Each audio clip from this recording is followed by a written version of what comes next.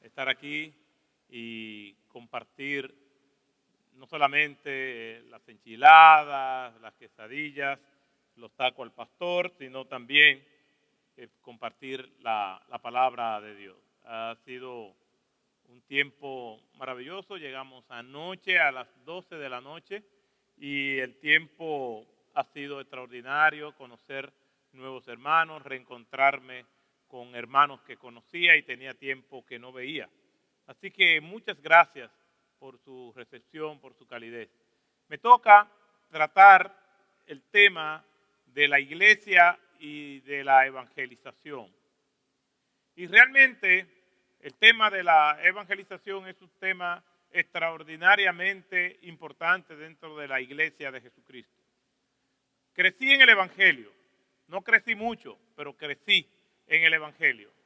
Y siempre escuché que la razón principal de la iglesia de Jesucristo es la evangelización. Y crecí en una iglesia que no evangelizaba mucho.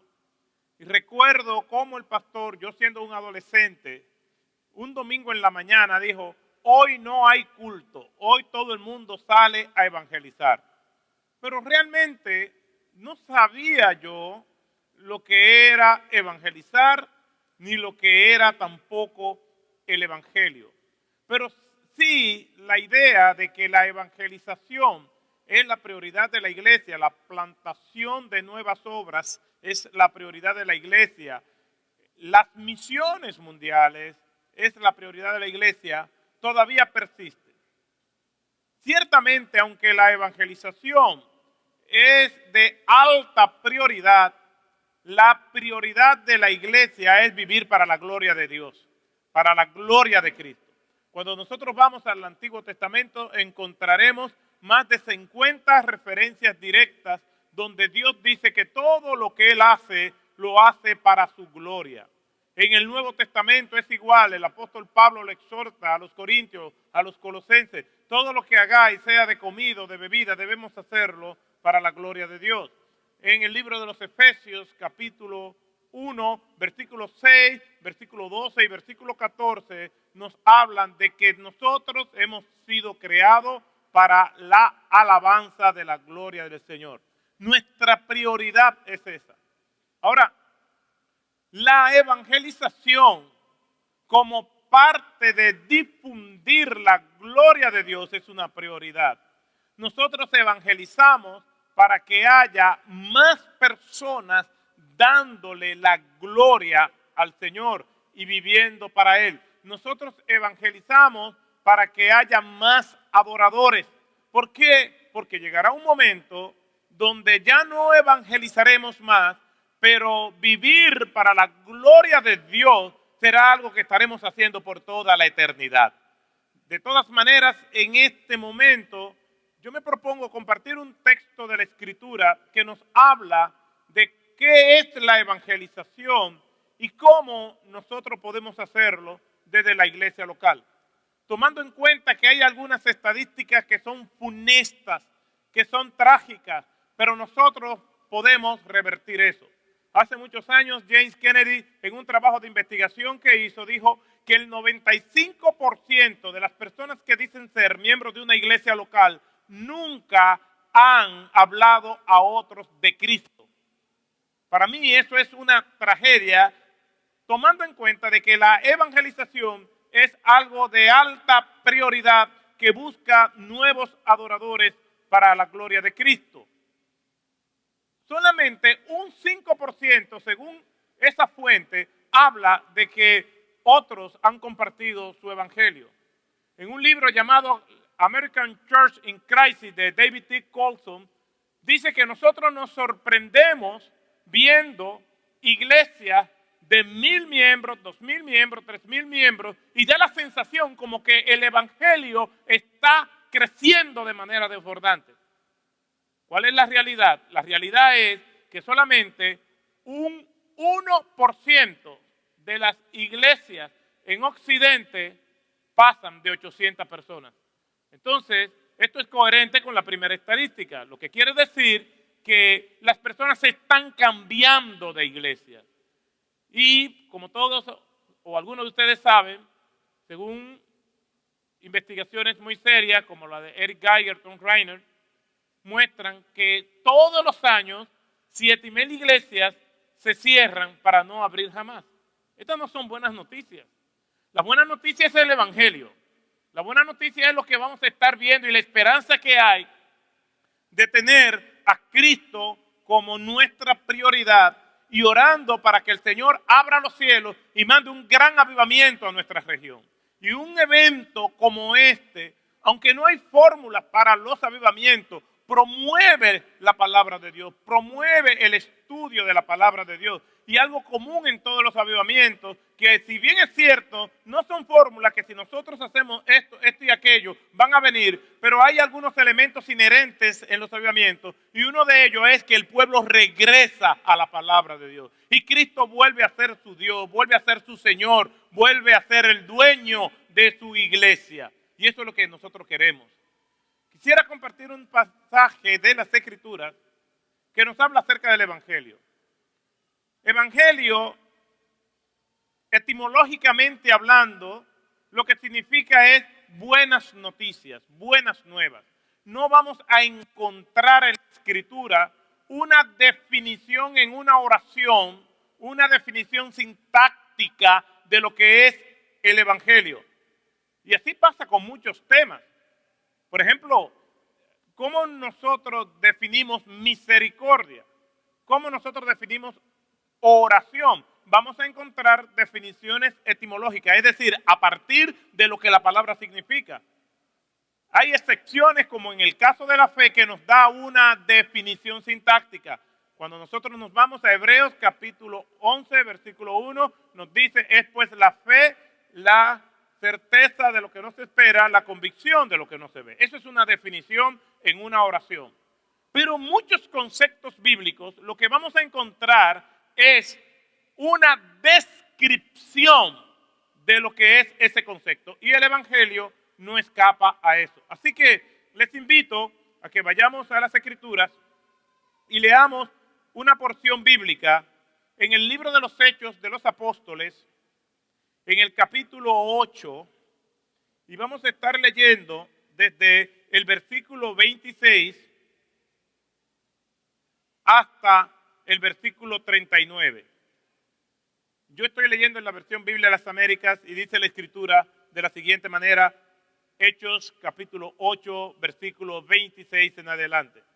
Un ángel del Señor habló a Felipe diciendo, levántate y ve hacia el sur, al camino que desciende de Jerusalén a Gaza.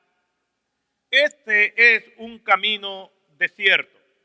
Él se levantó y fue. Y aquí había un eunuco etíope, alto oficial de Candace, reina de los etíopes, el cual estaba encargado de todos sus tesoros y había venido a Jerusalén para adorar. Regresaba sentado en su carruaje y leía al profeta Isaías.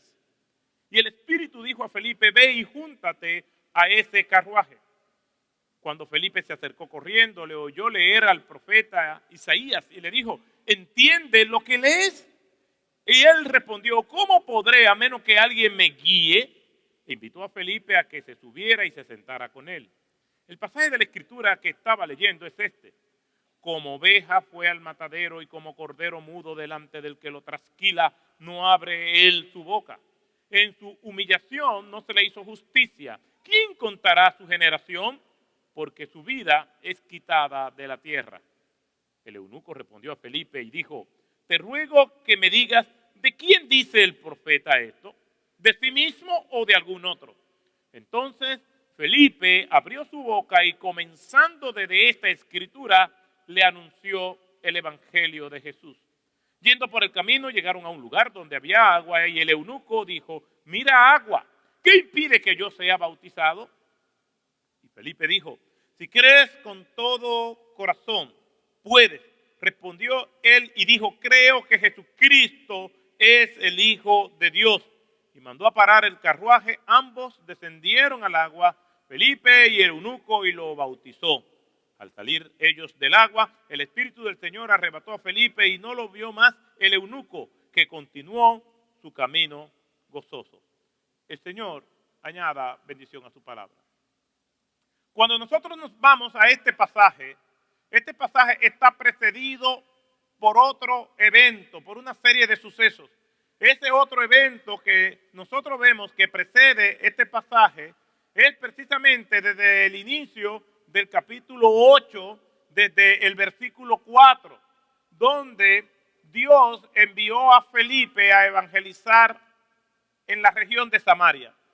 Allí en la región de Samaria las personas estaban cautivadas por un tal Simón el mago, que como dice la Escritura, con sus artes mágicas tenía engañado desde el más pequeño hasta el más grande, y todos decían, este es el gran poder de Dios. Esos versículos 9 al 11 son extremadamente importantes en esa estructura narrativa de Lucas, porque nos habla de lo que eran las operaciones de ese Simón el mago. Pero me llama la atención cómo más adelante en el versículo 12 habla en el gran contraste que se muestra entre lo que hacía Simón y lo que comenzó a hacer Felipe.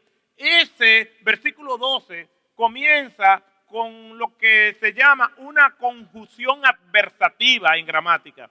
Y una conjunción adversativa es un puente entre dos narraciones, entre dos ideas, entre dos conceptos.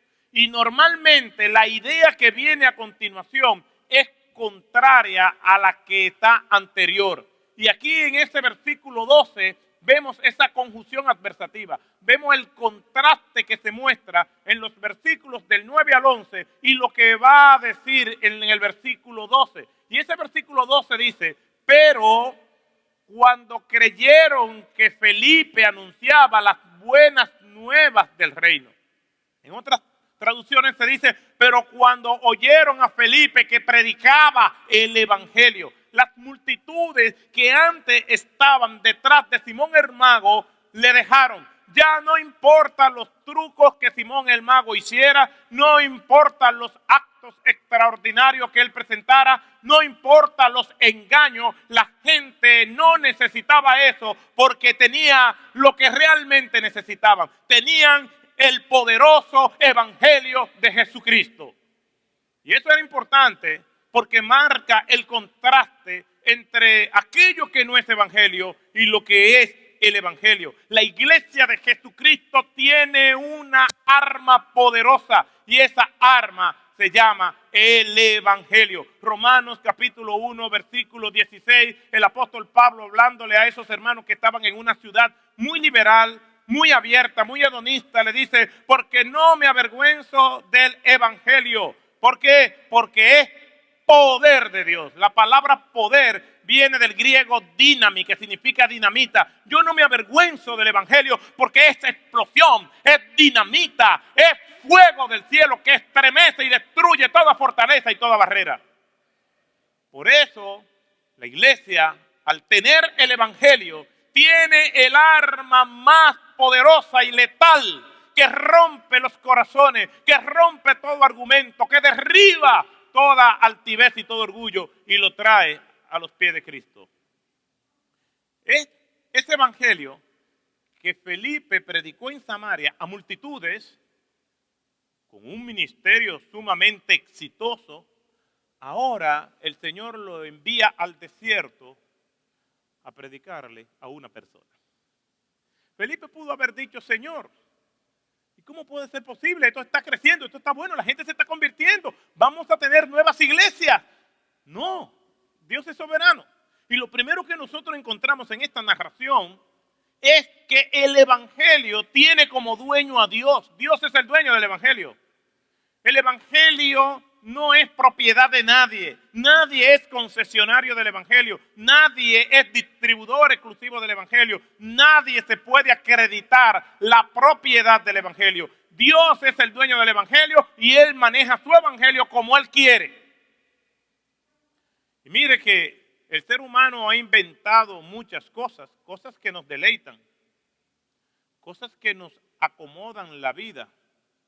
Yo tomé 3 aviones para llegar aquí.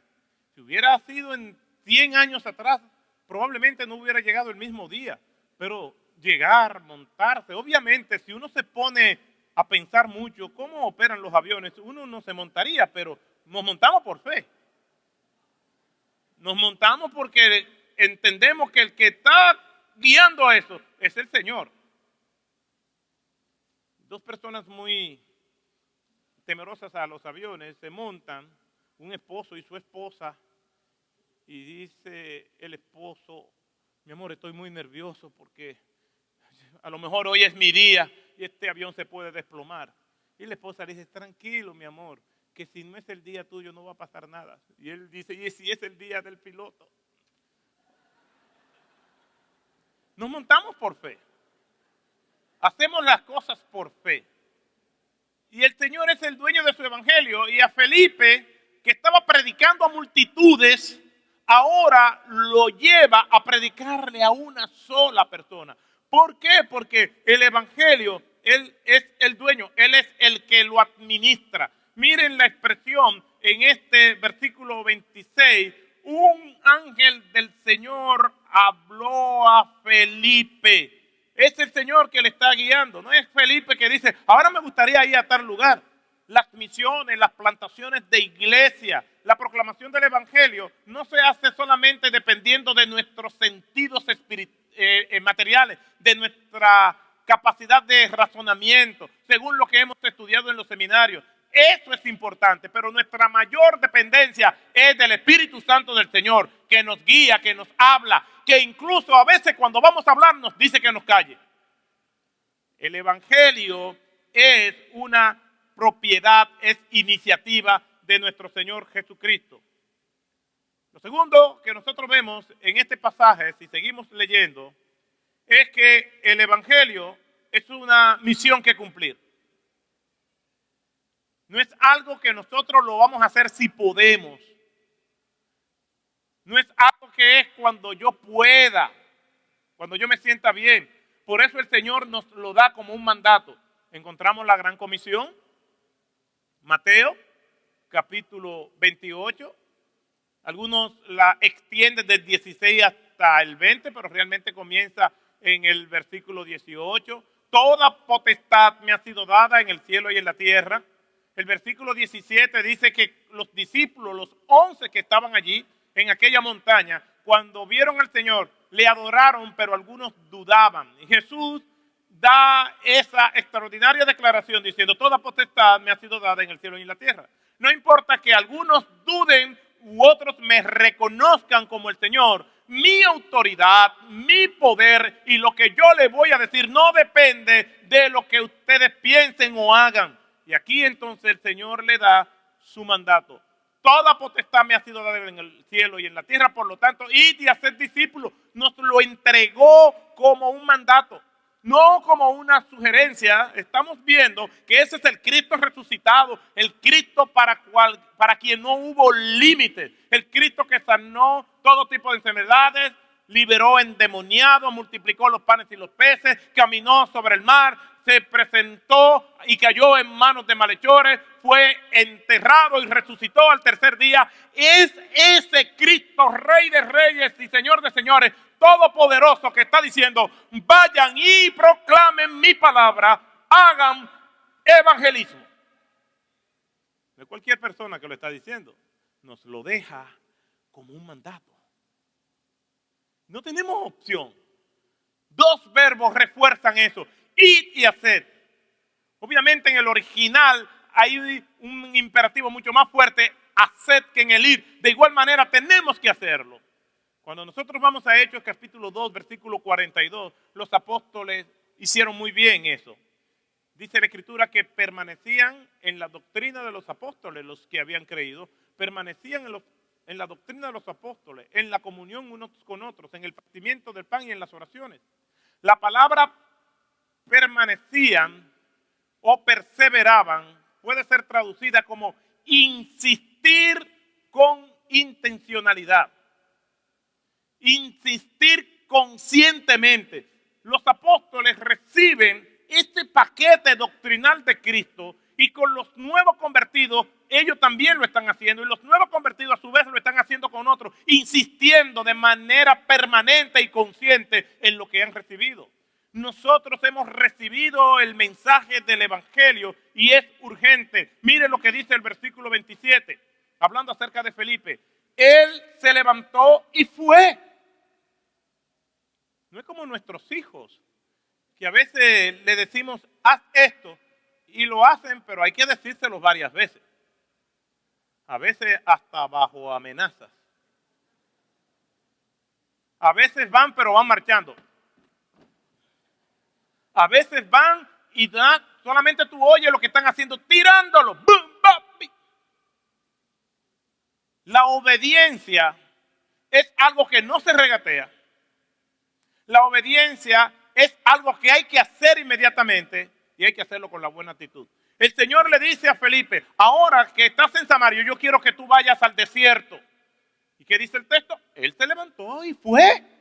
Porque es una misión de cumplir, es una misión urgente. La tarea de evangelizar es urgente, porque ahora mismo hay millones de personas que están necesitadas de pan, de alimento, pero lo que más necesita el mundo es el evangelio de Jesucristo.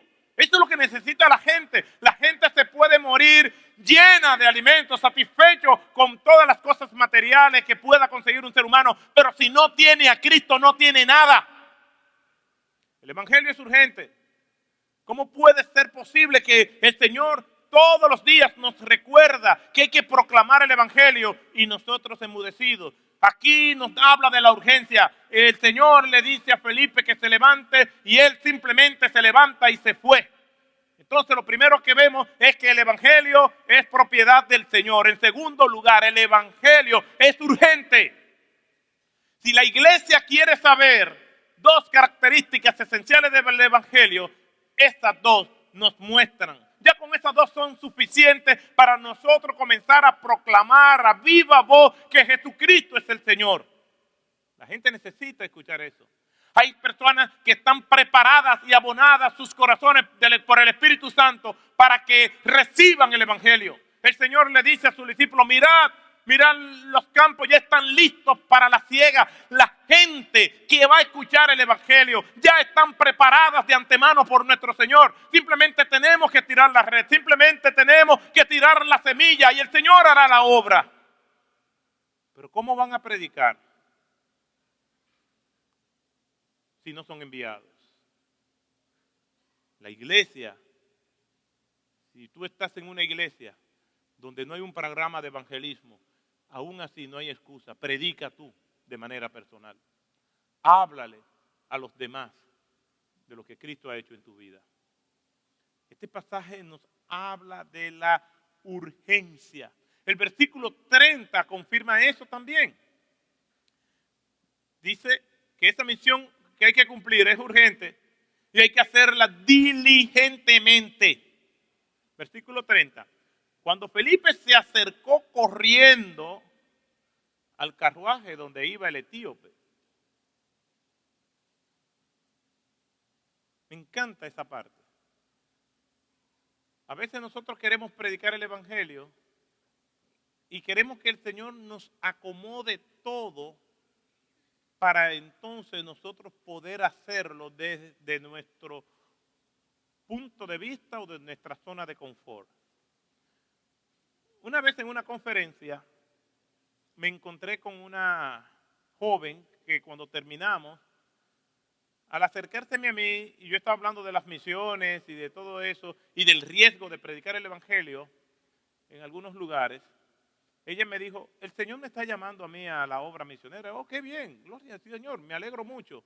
Pero no es a lugares de sufrimiento, porque yo soy muy frágil, a mí me da mucha alergia, me da mucha migraña, los malos olores me molestan, yo no puedo comer cualquier cosa. Y cuando me decía todas estas cosas, yo dije, wow, ¿y cuál es la obra misionera entonces? Yo siento del Señor, me decía ella, y esto es verdad, yo siento del Señor que el Señor me está llamando a repartir tratados en la entrada del Palacio de Buckingham.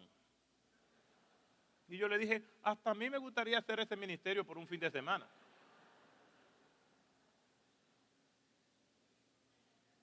El evangelio es urgente. Aquí Felipe se acerca corriendo porque el carruaje no se paró. Este era un funcionario de la reina de Etiopía, andaba con su comitiva. Ciertamente Dios estaba trabajando en él, ciertamente él estaba leyendo la escritura, pero no fue que el carruaje se detuvo. Detente, que aquí hay alguien. No, el carruaje siguió derecho y él corrió y se acercó y corriendo le dijo: ¿entiende lo que él es? Es la actitud de aquel que quiere obedecer al Señor. No siempre el Señor nos va a poner las cosas fáciles. Cuando el Señor nos llama a hacer algo, no quiere decir que es un camino de rosas solamente, sino que recordemos que las rosas tienen tallos y tienen espinas. Caminar por ese camino es disfrutar de las bellezas, de las flores, de los pétalos, pero también es clavarnos las espinas. El que el Señor nos llame a hacer algo no quiere decir que no vamos a tener problemas. Significa que Él estará con nosotros todos los días hasta el fin del mundo. Significa que a pesar de los problemas, Él nos dará la fuerza para hacerlo. Y el Evangelio es así. Es diligente. Tenemos que ser proactivos. Es urgente. Aquí nosotros vemos al profeta de Isaías, que está hablándole a un hombre, pero este hombre no entiende. El profeta todavía hablaba por medio de su palabra, por medio de la inspiración divina, por medio de las escrituras, todavía seguía hablando, pero el hombre que lo estaba leyendo no lo entendía. El Evangelio es de Dios. El Evangelio es una misión que cumplir. Pero hay una tercera característica que quisiera compartir. Si nosotros seguimos leyendo el pasaje, en los versículos 31, 34 y 35, nos presenta esta parte de la narración, algo que yo quiero ser enfáticos en esto. Dice, el eunuco, versículo 34, respondió a Felipe a una pregunta que le hiciera, entiende lo que él es, y dijo: te ruego que me digas, ¿de quién dice esto el profeta? ¿De sí mismo o de algún otro? Versículo 35, entonces Felipe abrió su boca y comenzando desde esta escritura le anunció el Evangelio. Lo que está sucediendo aquí es que él por fin se acerca al carruaje. El carruaje se detiene. Felipe le pregunta: ¿entiendes lo que él es? Note esto. No le dice: ¿qué tú sientes al leer esto? En mi experiencia como pastor, me he encontrado en tantas personas que le he hablado de Jesucristo, me dicen lo siguiente: yo me convertiría, pero es que yo no siento nada. Y he escuchado personas dar testimonio de su conversión y dice: y yo estaba allí y el cuarto comenzó a temblar, o un corrientazo me dio en la espalda, o yo tuve una visión. Y comienzan a asociar la conversión con fenómenos extraordinarios. Vivimos en un tiempo donde virtudes se han confundido. Por ejemplo, personas dicen: yo no la amo. ¿Y por qué tú no la amas? Porque ya yo no siento amarla. Las personas están condicionando sus decisiones a sus sentimientos y emociones. Siento hacer esto, lo hago. En las iglesias es común oír personas que dicen: yo siento del Señor hacer tal cosa. Yo no estoy anulando las emociones y los sentimientos. Lo que quiero decir es que una de las grandes tragedias de este mundo es que personas entre 12 y 14 años están tomando decisiones cruciales antes de llegar a la adultez. Decisiones irreversibles. Aquí Felipe no le pregunta a este hombre: ¿sientes lo que lee? Le pregunta: ¿entiende? Por una sencilla razón. El Evangelio no se siente, se entiende. Nosotros estamos leyendo la palabra de Dios, pero si yo no puedo comprender lo que el Señor me está diciendo, entonces yo no estoy haciendo algo muy útil ni fructífero. Yo tengo que entender el Evangelio. Por eso dice la Escritura que la palabra de Dios tiene que ser enseñada. La enseñanza tiene como propósito descodificar desmitificar cualquier duda y presentarla para que el Espíritu Santo entonces lleve a los pecadores a Cristo. Por eso es que el predicador tiene que enseñar la palabra de Dios, desempacarla, descodificarla mediante la obra del Espíritu Santo. Por eso cuando vamos a predicar estamos de rodillas delante del Señor, diciéndole al Señor que nos ayude, que nos hable, que nos permita ser sus instrumentos, que podamos comunicar su palabra con fidelidad a ella y con claridad y con relevancia. Para que la palabra de Dios pueda ser poderosa, tiene que ser predicada con fidelidad, pero también tiene que ser predicada con claridad. Este hombre no está entendiendo nada y es la obra de Felipe, el instrumento del Señor, esclarecerle la Escritura. En este primer gran avivamiento de la historia, en Nehemías capítulo 8, dice la Escritura que el escriba Esdras, en el versículo 1, se paró en las puertas delante de las aguas. Y allí comenzó a leer el libro de la ley de Dios desde el alba hasta el mediodía. Y allí estaban desde los más pequeños hasta los más viejos y todos los que podían entender. Pero mientras él predicaba, tomando en cuenta que muchas de esas personas estaban escuchando la Escritura por primera vez, otros ya no la recordaban y otros no la entendían, había 12 intérpretes que le ponían el sentido, en otras palabras, que le explicaban a la gente lo que lo que Esdras le estaba diciendo. Y cuando entendieron, se quebrantaron, se compungieron y vinieron a los pies del Señor, humillados y pidiéndole perdón al Señor. La palabra de Dios tiene que ser explicada. No es simplemente decirle a una gente, mira, Cristo te ama. O arrepiéntete, si no te va para el infierno. Usted sabe las veces que una persona, creyendo que está predicando, me ha mandado para mí al infierno. Estoy en cualquier lugar público y alguien se me acerca, probablemente con buenas intenciones, y me dice, arrepiéntete, si no te va para el infierno. Y yo le digo, probablemente se va usted, pero yo no.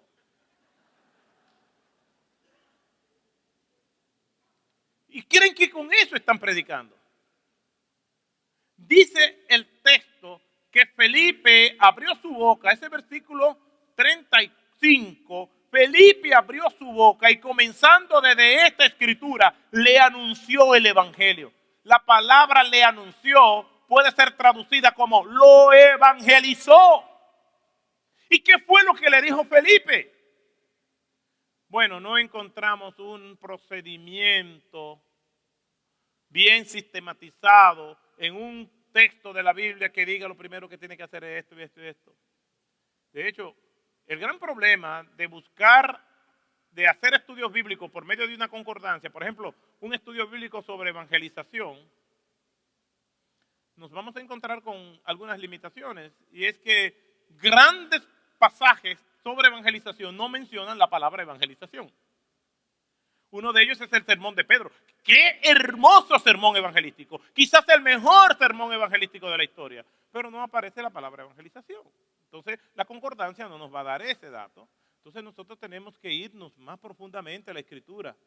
Quizás la mejor sistematización de las Escrituras, es como dice un autor llamado Greg Gilbert, que nosotros encontramos sobre evangelizar, la encontramos en los primeros capítulos del libro de los Romanos. Capítulo 1, capítulo 2, 3 y 4. Y ahí nos presenta 4 principios fundamentales para comunicar el evangelio. Número 1, Dios es amor, pero Dios es justicia. Dios nos ama. Todos estamos conscientes de ese amor de Dios. Primera de Juan, capítulo 4, versículo 8. Dios es amor. Pero también nos dice la Escritura, el profeta Nahum, hablando en el primer capítulo, que Dios no dará por inocente al culpable.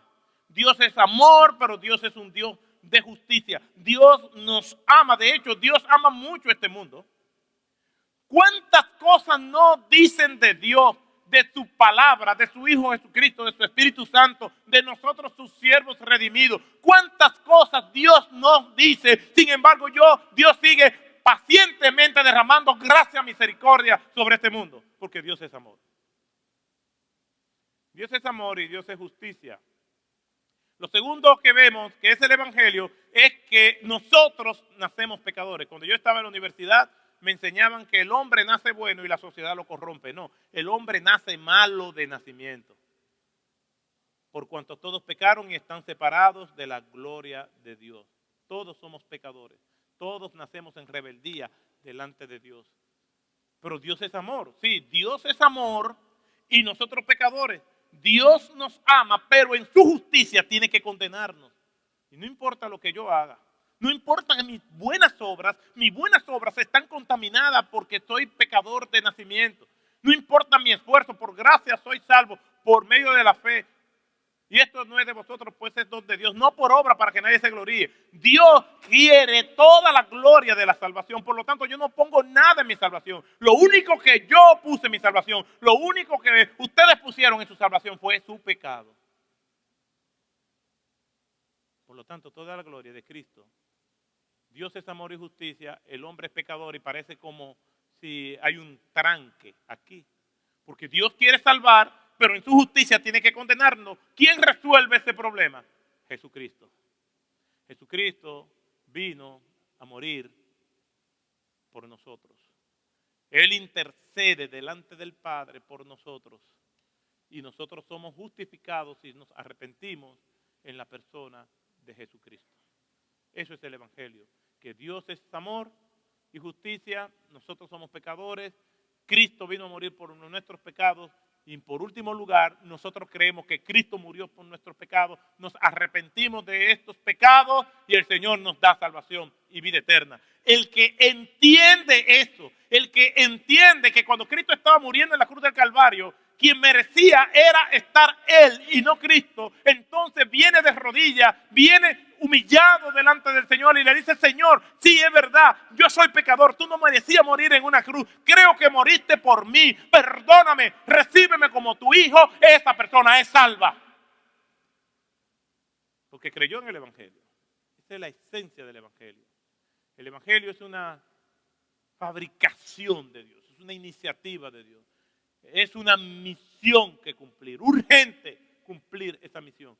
No se siente, se explica. Y por último lugar, el Evangelio se recibe. Debe ser creído. Hay personas que se pasan todo el tiempo cuando tú le estás predicando. Sí, yo lo entiendo. Ay, sí, a mí me gusta eso. ¿Quieres recibir a Cristo? Ay, no. Y hay personas que incluso dicen: yo casi me estoy convirtiendo. No. La conversión no es un proceso.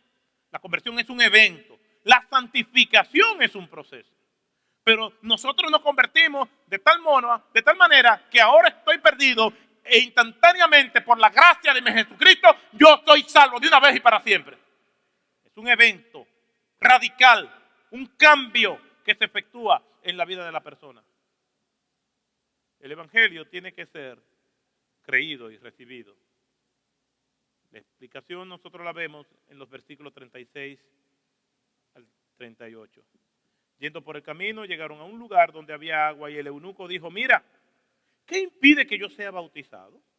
Y Felipe le dijo: si crees con todo tu corazón, puedes. Respondió él y dijo: creo que Jesucristo es el Hijo de Dios. Y mandó a parar su carruaje. Ambos descendieron al agua y el eunuco y Felipe lo bautizó y siguió su camino como gozoso.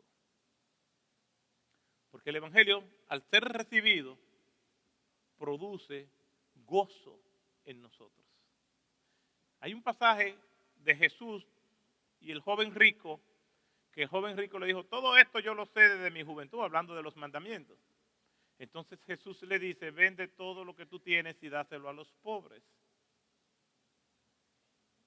Y dice la Escritura que este hombre rico se fue muy triste porque tenía muchas posesiones.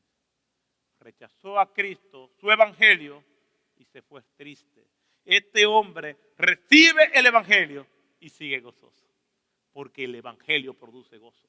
Probablemente una persona tendrá alguna enfermedad terminal, algunos problemas familiares o económicos, pero si tiene a Cristo, lo tiene todo. Cristo es lo único que nosotros necesitamos. Eso es lo único.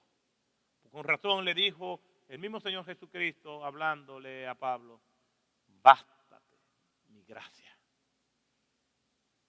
todo lo que podamos tener después del Evangelio es extra. Porque lo único que nosotros necesitamos para vivir es el Evangelio. Quiero terminar repasando una vez más cada uno de estos puntos, basado en este pasaje del libro de los Hechos, que nos habla acerca de esta descripción que todos nosotros debemos de tener de lo que es el Evangelio. Hechos capítulo 8, del 26 al 39. El Evangelio es una iniciativa de Dios, es una creación de Dios. El Evangelio es una misión urgente que cumplir. El Evangelio no se siente, se entiende, por eso tiene que ser explicado. Y el Evangelio debe ser recibido. Que estas herramientas despierten en nosotros para salirnos de esa estadística. De que las almas que Dios va a salvar están por todas partes. Y a veces uno tiene un perfil de quién se puede salvar y quién no. Pero Dios no ve los perfiles, Dios ve los corazones. Como viajo con frecuencia, estaba ya en el área para entrar al avión hace algún tiempo. Y había un señor que yo calculo tenía como algunos 75 años. Pero lo que me llamó la atención de él era la forma en cómo estaba vestido. Estaba vestido con unos pantalones hasta las rodillas, obviamente de una talla mucho más grande que la de él. Estaba vestido como un reggaetonero, no sé cuán empapados están ustedes de lo que es esa vida de los reggaetoneros en el Caribe hispano. Esa es parte, quizá la música que más se oye. Y entonces tenía una gorra que estaba para todos los lados, menos para el frente. Tenía una cadena enorme que le colgaba, esa cadena se llama bling bling en el argot reggaetonero. Y entonces estaba hablando mucho y cuidado si me toman la foto mientras hago así, porque entonces pueden pensar. Entonces estaba haciendo todos los ademanes propios de esa cultura. Pero obviamente quería llamar la atención. Por el contraste entre su vestimenta, lo que él decía, y su edad. Y uno como que, no sé, no me dio buena impresión. Entro al avión y siempre estoy leyendo en el avión, y me pongo a leer. ¿Quién se me sienta al lado? El susodicho. Entonces, cada vez que alguien se me sienta al lado, yo le digo, Señor, crea las maneras en que yo le pueda predicar a esta persona. Pero en esta ocasión yo no hice la oración. Prejuicios. Uno está lleno de prejuicios. Y solamente se da cuenta cuando Dios te lo expone con crudeza. Y yo sigo en silencio leyendo. Y él me dice, ¿qué usted está leyendo? Metiendo la cabeza entre el libro y yo. Después mira el título. Y me dijo, ¿usted es cristiano? Y yo le dije, sí. El pastor que siempre ora para que Dios le ponga a alguien. Y el libro cristiano. Sí. Se quita la gorra y con ojos llorosos me dice, yo necesito que usted me hable de Dios.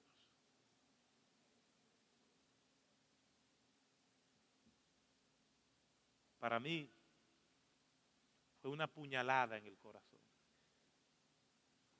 Porque quizás la persona que tenía más urgencia del Evangelio en los últimos años de mi vida estaba a mi lado. Y yo por puro prejuicio no le dije nada. Le hablé, no hizo ninguna decisión, pero me dijo que él iba a su país a regalar algo y que después de eso le prometí a Dios que se iba a convertir. No sé qué pasó. El Señor llama a Felipe de Samaria, un pueblo gentil, y lo lleva a hablarle a un africano también gentil. Y solamente porque Felipe no tenía prejuicio, ellos pudieron escuchar el Evangelio.